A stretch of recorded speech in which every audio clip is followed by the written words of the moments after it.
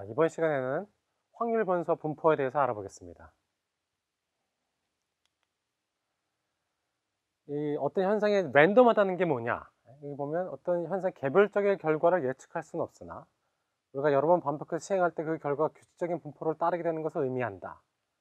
다시 말해서 우리가 어떤 일을 시행하거나 무슨 실험을 할 때 이 값이 어떤 값이 나오다고 100% 우리가 확신할 수는 없지만 대충 어느 값이 나올 것이다라고 어떤 경향을 알 수 있는 경우에 이제 랜덤하다라고 하는데요.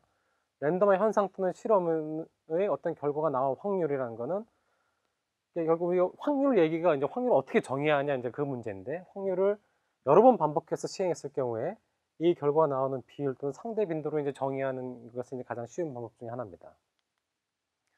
그래서 우리가 랜덤 베리어블 확률 변수라는 건 뭐냐면 랜덤한 현상 또는 실험의 결과로 결정되는 어떤 수치적인 양이에요.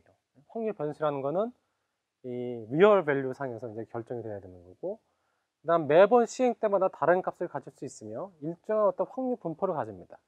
그리고 이제 그 값이 어떤 거에 따라서 우리가 아까 전 시간에 배운 것처럼 이산형일 수도 있고, 그렇죠? 이산형이 뭐였죠? 어떤 정해진 안에서 어떤 특정 값만을 취할 수 있는 거, 그렇죠? 이 사고 건수라든지 가족 구성원 수라든지 이런 거, 아니면 연속형 어떤 범위 안에서 모든 값을 취할 수 있는 거. 그래서 그런 이제 랜덤 베리어블도 마찬가지로 이산형과 연속형으로 나눌 수 있습니다. 그래서 이제 우리 동전 던지기 이그젬플이 어떤 랜덤하다는 것과 확률 변수라는 것을 설명해 주기 아주 좋은 예인데, 동전 던지기 결과는 랜덤하지만 이게 무슨 뜻이냐면 제가 동전을 던지면 이게 앞면에 나올지 뒷면에 나올지 우리가 모릅니다, 실은. 그렇죠? 랜덤하지만 그 다음에 독립이라는 가정하에서, 독립이라는 것은 무슨 얘기냐면 내가 처음 동전을 던지는 게 앞면이라는 것이 그 다음 나온 동전이 앞면인지 뒷면인지를 결정하는데 전혀 영향을 못 미쳐요. 우리가 그걸 서로 독립이라고 하거든요. 독립이라는 것에 이제 가정하에서 실은 동전 던지기는 독립입니다. 여러 번 던졌을 때의 결과는 예측이 가능하다. 앞면이 나올 확률은 동전이 이제 제대로 만든 동전이라면 이게 0.5, 그렇죠? 즉 매우 여러 번 반복 시행했을 경우에 앞면에 나오는 비율이 같다. 이 이제 그 그래프가, 그림이 보여주는 게 뭐냐면 x축은 동전을 던진 횟수입니다. y축은 그중에 이제 앞면이 나온 이제 그 비율을 이제 얘기하는 건데요. 처음에 던졌더니 이제 뒷면이 나오면 0이겠죠. 그렇죠? 그래서 동전을 계속 던지면 동전이 던진 횟수가 점점 늘어나면 늘어날수록 이 그래프가 어디를 수렴하냐면 0.5를 수렴하게 돼 있어요. 예를 들어서 동전을 10만 번 정도 던지면, 그렇죠? 5만 번 좀 가까이, 앞면에 나오는 횟수는 5만 번 가까이로 이제 수렴하게 돼 있는 거죠. 그래서 이제 우리가 확률 변수를 어떻게 정의하냐면 x를 각 시행에서 앞면이 나오는 횟수라고 정의하면 x가 1, 즉 예를 들어서 앞면이 나올 확률을 우리가 p라고 하면 x의 0, 뒷면이 나올 확률을 1-p라고 정의할 수 있는 거죠. 그래서 이제 이산 확률 변수로부터 우리가 얘기를 해보면, 이산 확률 변수 x는 유한 또는 셀 수 있는 무한의 값만을 가질 수 있고, 그 확률 변수는 모든 가능한 값에 그 값이 나올 확률을 대응시키는 확률 분포 표나 확률 히스토그램을 표현될 수 있다, 이렇게 얘기하는데, 보통 이제 우리가 이런 테이블을 많이 이제 제공합니다. 이 경우에는 우리가 확률 변수 x가 취할 수 있는 값이 x1, x2, x3에서 xk까지 갈 수 있는 거고, 거기에 대응되는 확률이, 즉 x1이 나올 확률은 p1, x2가 나올 확률은 p2에서 xk가 나올 확률은 pk까지로 이제 볼 수가 있는 겁니다. 반면에 이제 연속 확률 변수는 어떤 구간 안에 모든 값을 다 취할 수가 있습니다. 그렇죠? 이때 확률 변수는 이상 확률 변수와 달리 확률 분포는 확률 밀도 함수로 표현됩니다. 아까 이상 확률 변수에는 이런 테이블로 우리가 이 각각 x가 확률 변수가 취할 수 있는 값과 확률을 얘기할 수가 있지만, 연속 확률 변수에서는 그런 테이블을 제공할 수가 없어요.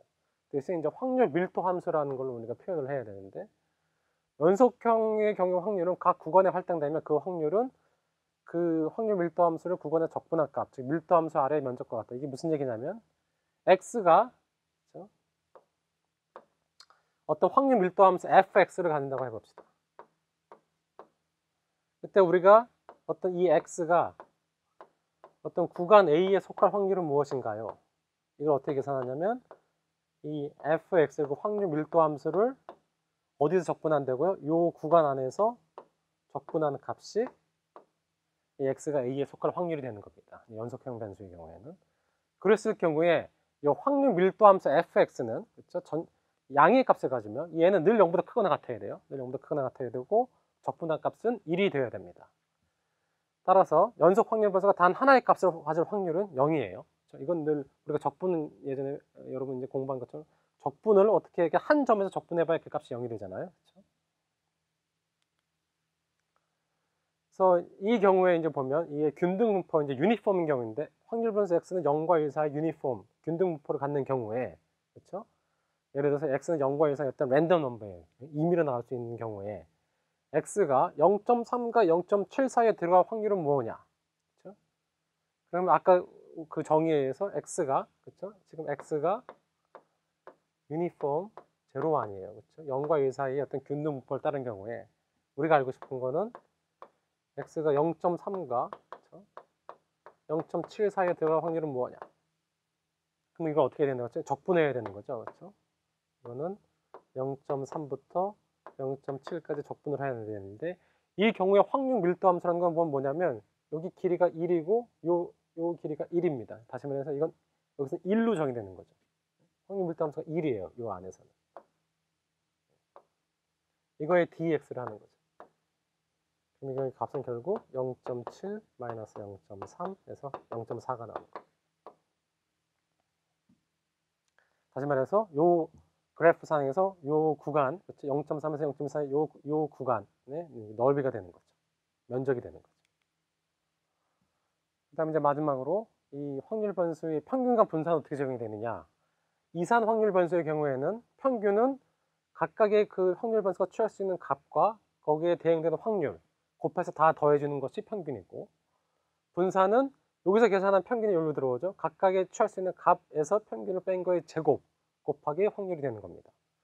연속 확률 변수의 경우에는 이 x, 그쵸? 이 구간 안에서, x가 이 레인지 안에서 x 곱하기 확률 밀도 함수를 곱한 다음에 적분을 해주는 것이고, 분산은 위에서 계산한 거 마찬가지로 이 각각 x에서 이 평균을 뺀 거의 제곱에 확률 밀도 함수를 곱해서 적분해주면 됩니다.